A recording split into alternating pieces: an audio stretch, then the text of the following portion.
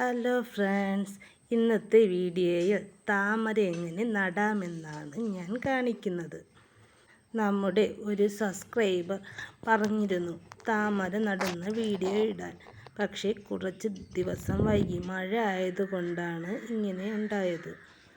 മഴയായതുകൊണ്ട് തന്നെ ചാണകവും മണ്ണും മണലും എടുക്കാനുള്ള ഒരു ബുദ്ധിമുട്ടുണ്ടായിരുന്നു. അതുകൊണ്ടാണ് ഈ വീഡിയോ ഇടാൻ വൈകിയത്. അതുകൊണ്ട് തന്നെ അവരോട് ഞാൻ ആദ്യമേ തന്നെ സോറി പറയുന്നു. ആദ്യമായി ഒരു പോട്ട് എടുക്കുക. അതിലോട്ട് DAP ഇടുക. DAP നഴ്സറികളിലും പിന്നെ ഓൺലൈനായിട്ടും ലഭിക്കും. കുറച്ച് മാത്രം ഇടുക.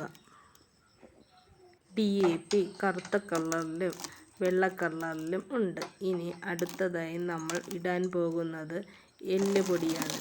ഒരു പിടി എല്ലുപൊടി പോട്ടിലേക്ക് ഇട്ട് കൊടുക്കുക. ഇനി അടുത്തതായി ഒരു ഹാങ്ങിങ് പോട്ട് നിറയെ 2 പോട്ട് ചാണകം ഇടുക. ചാണകപ്പൊടി പൊടിച്ചാണ് ഇടേണ്ടത്. എൻ്റേത് കട്ട ആയതുകൊണ്ട് തന്നെ ഞാൻ വെള്ളമൊഴിച്ച് കുറച്ച് നേരം വയ്ക്കുന്നു. അപ്പോൾ ഈ കട്ടകളെല്ലാം ഉടച്ചെടുക്കാൻ നമുക്ക് എളുപ്പമാകും. പോട്ടിൽ കിടക്കുന്ന ചവറുകളെല്ലാം നമുക്ക് നീക്കം ചെയ്യാം.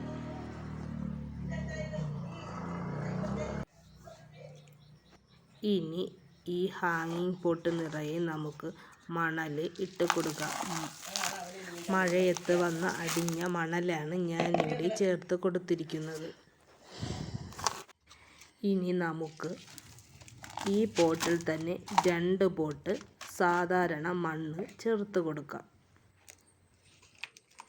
ഇനി കൈകൊണ്ട് തട്ടി ഉറപ്പിക്കുക. ഇനി നമുക്ക് ചെളിയാക്കുന്നതിനായി അതിലോട്ട് കുറച്ച് വെള്ളം ഒഴിച്ചു കൊടുക്കുക. ഇനി നമുക്ക് പോട്ടിൻ്റെ സൈഡിലായി ഒരു ചെറിയ കുഴി കുഴിക്കുക. അതിലോട്ട് ഗ്രോത്ത് ടിപ്പ് മുകളിൽ വരത്തക്ക വിധം നമുക്ക് ട്യൂബർ വെച്ച് കൊടുക്കാം. അതിൻ്റെ ഗ്രോത്ത് ടിപ്പ് എപ്പോഴും മുകളിൽ ഇരിക്കുവാൻ ശ്രദ്ധിക്കുക. ഇനി ഗ്രോത്ത് ടിപ്പ് ഇളകി വരാതിരിക്കുവാനുള്ള 2 ടിപ്പും കൂടി നമ്മൾ ഇതിൽ കാണിക്കുന്നു. അതിനായി 3 ഈർക്കിൽ എടുക്കുക. ഇത് ഉണങ്ങിയ ഈർക്കിലോ പച്ച ഈർക്കിലോ നിങ്ങളുടെ കയ്യിലുള്ളത് ഏത് വേണമെങ്കിലും നമുക്ക് എടുക്കാം.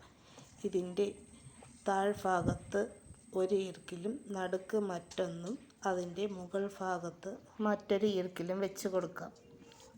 ഇനി നമ്മൾ മറ്റൊരു രീതി എന്ന് വെച്ചാൽ ചെറിയ കുഞ്ഞ് 2 കല്ലാണ് ഇവിടെ വെച്ചിരിക്കുന്നത്. രണ്ടും ചെയ്യേണ്ട.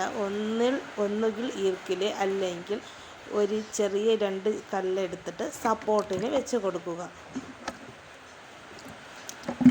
അതിൻ്റെ ഗ്രോത്ത് ടിപ്പിൽ കൊള്ളാത്ത രീതിയിലായിരിക്കണം വയ്ക്കേണ്ടത്.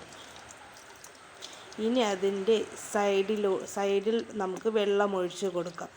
ഇതുപോലെ പോട്ടിൻ്റെ സൈഡ് ചേർത്ത് വേണം നമ്മൾ വെള്ളമൊഴിച്ച് കൊടുക്കേണ്ടത്. അല്ലെങ്കിൽ നമ്മുടെ ട്യൂബർ ഇളകി വരും. അതുകൊണ്ടാണ് ഇങ്ങനെ ചെയ്യുന്നത്. ഇങ്ങനെ വേണമെങ്കിലും ചെയ്യാം. അല്ലെങ്കിൽ നമുക്ക് ഒരു ഇല വെച്ചിട്ട് അതിൻ്റെ പുറത്തോട്ട് വെള്ളമൊഴിച്ച് കൊടുത്താലും മതി. ഇതുപോലെ ഇവിടെ ഞാൻ ഇലയുടെ പുറത്തോട്ടാണ് വെള്ളമൊഴിച്ച് കൊടുക്കുന്നത്.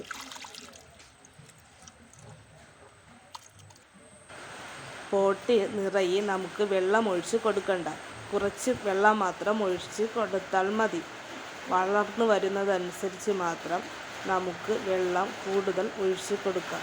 2-3 ദിവസം കൊണ്ട് മാത്രമേ ഈ ചെളി വെള്ളം തെളിഞ്ഞ് നല്ല വെള്ള നിറത്തിൽ കിട്ടുകയുള്ളൂ. ഈ വീഡിയോ ഇഷ്ടമായെങ്കിൽ please like, share and subscribe.